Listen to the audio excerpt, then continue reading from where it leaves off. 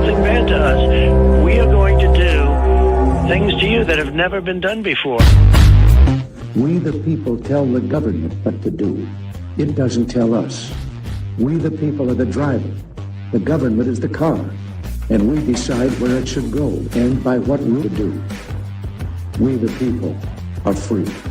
And I hope we have once again reminded people that man is not free unless government is limited.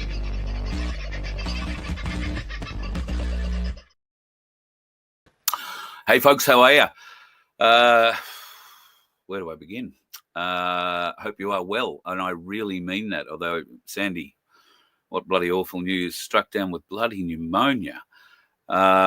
This is not a nice thing in any way, shape or form. And of course, our very own Sunflower is working on the back end of that herself at the moment. So God love you. Look after yourself. I know Barry will be looking after you firsthand. So I hope you're okay, sweetheart, and get well soon. G'day, Daniel. Dusty. Paul was first in. Bit of an untimed or an unexplained show for this time of the day.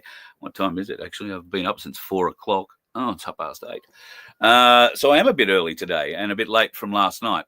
I had a shocking headache yesterday. I was struck down mid-afternoon by something that just poleaxed me. And I did hope to get a show out last night, but I found myself unable just to sit. I needed to go and lie down. And when I lay down, I eventually went to sleep and woke up at 4 o'clock this morning. Bing! Eyes wide open, no headache. Neck is not in a good state, but life, the universe, and everything progresses on. And of course, I've been on the phone this morning quite early with a number of folks.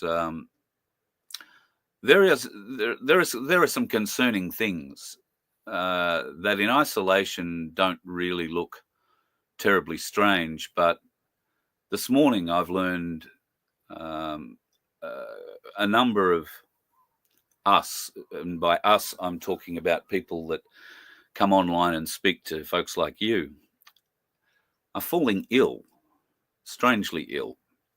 Now, we had Guru on the show last week, and he explained the thing on his lip, the cancerous thing on his lip. He's got some new information on that, which I'm sure he'll share with his audience at the appropriate time, and it's not my position to share, but it's very interesting news on that. Michael Gray Griffith, for those of you who are unaware, has suffered a heart attack and is in hospital at the moment. He's okay. Please don't think anything. Well, it's a heart attack, so it's fairly serious, and he will require bypass surgery, from what I understand. And shocking news that I've only just found out this morning. A very dear and new friend of mine, Dr. John Jamieson, has died of a heart attack yesterday. And if I'm sharing that news with you, and you know, Doc, you'll be probably as perplexed as I am about it.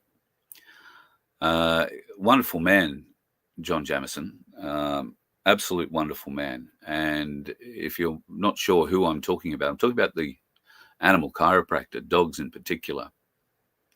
And he has been a campaigner for 40 years against all sorts of cruelty to animals. But in particular, recently he's been focused on the greyhound industry. And he has had a number of attempts made on him over the last 12 months or so.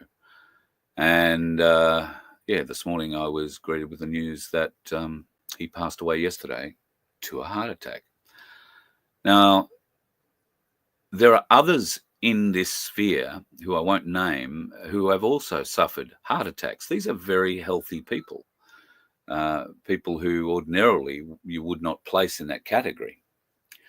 And I can tell you from my perspective that I am as fit as a Mallee bull. I may carry a little bit of extra weight, but that's only made my heart stronger, it appears. So fit as a Mallee bull, apart from, the broken left wrist, which is still recovering, but recovering it is. And I would like to make that very clear. Fit as a mallee bull. I'm about to go out and cut a whole heap of wood, which I hope to be able to share a bit of with you tonight. We've got some beautiful firewood. If you are interested in getting yourself some firewood, we can do you a great deal on it. We have to get rid of the wood. So if you've got a trailer, you happen to be on the Gold Coast or somewhere around the Canungra area, you're willing to travel, we can fill you up as much as you can take, and we'll look after you pretty solidly. So yeah, let's see whether or not we can't help you out, stay warm over the winter. I know I've received a few emails from folks, and we are trying to figure out a way where we can bulk deliver. Some folks are asking, can we deliver enough wood for winter? Well, we probably could if we had a small truck, but we don't have a small truck. And enough wood for winter is more than we can carry on any of the trailers that we have here. So we wouldn't have to look at hiring a truck or a tipper or getting a company to do it for us, and whether or not that extra cost is worth it to you, that's up to you. So we can figure that out, though. If you are interested, email me at carl@vofhq.com. We need a little bit of help in the Brisbane area. We need to be able to park a bus. Not as big as mine, and probably a little bit bigger than your average, I don't know, drive bus that picks you up from your local club. If you can help in being able to look after a place to put that bus that's not on the road and can be reasonably secure and can help out there, we would be extremely grateful. If you can contact me, carl@vofhq.com, I can put you in touch with the people best concerned and able to help with the bus. But if you do have a little bit of land or somewhere, preferably reasonably close to public transport would be useful. And we'll put you in touch with the appropriate people. But if you could help me out today, that would be great. Email me, carl@vofhq.com, and I'll make sure that it goes through to the appropriate people. And if you leave your contact details there, they'll be in touch, and you can have a bit of a discussion about it all. Speaking of heart attacks, Tony, 100% right. Rod Cullerton's barrister died 3 hours after he won the court case. 3 hours. Now, I'm not sure whether or not, I think she was a she. I'm not sure whether or not she had any pre-existing ailments or anything like that, but still quite shocking. Quite shocking. The outdoor wood stove is cheap cooking, Carl. Absolutely it is. And I'm going to show you. I have a couple of different barbecue areas here, or stove wood cooking areas here that I can use.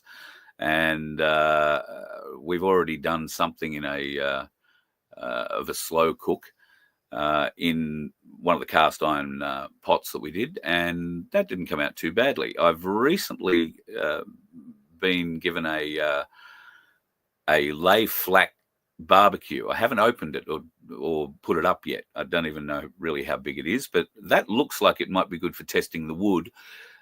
So some of the wood that I cut today, I will split and use and cook a steak on this new thing that I got, and we'll see how that turns out.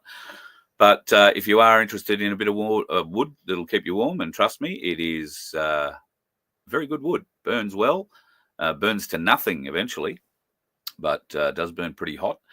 It is hard wood, so it does burn long. Michelle, lovely to have you listening, but you're off to work, so God love you, and don't bother chatting while you're driving. Don't want any of that on my card. Hello, Margot. Pardon me. And yeah, love a good barbie. Me too, Dusty. And well, hopefully there'll be a few more in our future. In the near future, in fact, one of the blokes on the property here, Dwayne, who you hear me talk about a bit, has come up with a meat deal recently. Boy, have we been eating some good steak. So I'll throw another one of those on tonight maybe and film it so that you can get a bit of an idea of how the wood works, but also how the chef works and how the steak comes up.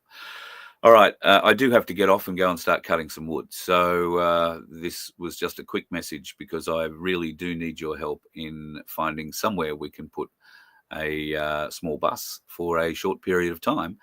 And if you can help out, you can email me, carl@vofhq.com. If you are, well, keep an eye out. If you're an activist in this fight, if you are in any way standing up in this fight, it appears, at least circumstantially at the moment, that a lot of us are getting sick. So stay well and reassess what you're doing and where you're doing it. Some of us have no choice. Some of us are lucky in that we're given a little bit of natural security around us. Yeah, Paul, a coaster style bus. That would be the kind of size I'd be thinking of, or a Rosa or something like that. Yeah. If you can help, carl@vofhq.com, and we'll see what we can do. Good morning from South Australia, Lee. Nice to have you in. And J1's on the road. MC on at 9 a.m. today. News on X. Right. Yep. There is well, what the hell is going on in America at the moment? It is just out of control. Out of control. There are tariffs, there are no tariffs. There are sort of tariffs and there sort of aren't tariffs. And then there are some I don't know. All I know is that some things have gone up, but apparently petrol's coming down, and that has something to do with the tariffs. So if you're in Sydney or Melbourne, I think you're going to get the biggest petrol price relief in some time, leading over Easter and up to Anzac Day. In fact, they're predicting prices somewhere in the $1.50 range. Haven't seen any evidence of that in my part of southeast Queensland at the moment. In fact, most of the fuel that I've seen, well, the cheapest I've seen is about $1.74 or $1.75, and the most expensive I've seen recently is about $2.07. That was down on the Gold Coast the other day. So I'm sure if you look around, you will be able to find it cheaply, and there are those great fuel apps. So make good use of those if you're looking for cheap fuel, particularly if you're on the road and traveling. They are a really useful thing to find your next cheapest fuel point. Just type in the town or type in the postcode and you'll get them all. Very handy indeed. All right, folks, I've got to go and run and make an attempt at sawing some wood. We've got a dry day today, which is great because we haven't had many dry days recently. We've already, well, I think I've showed you some of the pictures of the half a gum tree that we've cleaned up and turned into split wood already. But there is a whole heap more coming. And if my microphone worked on the phone, I'd show it to you live. But it's, for whatever reason, it will not work on YouTube. Microphone on the phone works everywhere else, but it will not allow me to do a live on YouTube. And that's the weirdest thing. And YouTube can't even tell me why. Mind you, they can't tell me why they suspend me half the time either. I don't know. There's some familiarity there, you know. There's so many people who refuse to accept responsibility. And I can't find anybody at YouTube who will accept responsibility. Google's a little bit the same. And of course, it's like every driver on the road. It was always somebody else's fault that I was the dickhead. You let one ant stand up to us, then they all might stand up. Those puny little ants outnumber us 100 to 1. And if they ever figure that out, there goes our way of life. It's not about food. It's about keeping those ants in line. That's why we're going back. Does anybody else want to stay? Let's ride!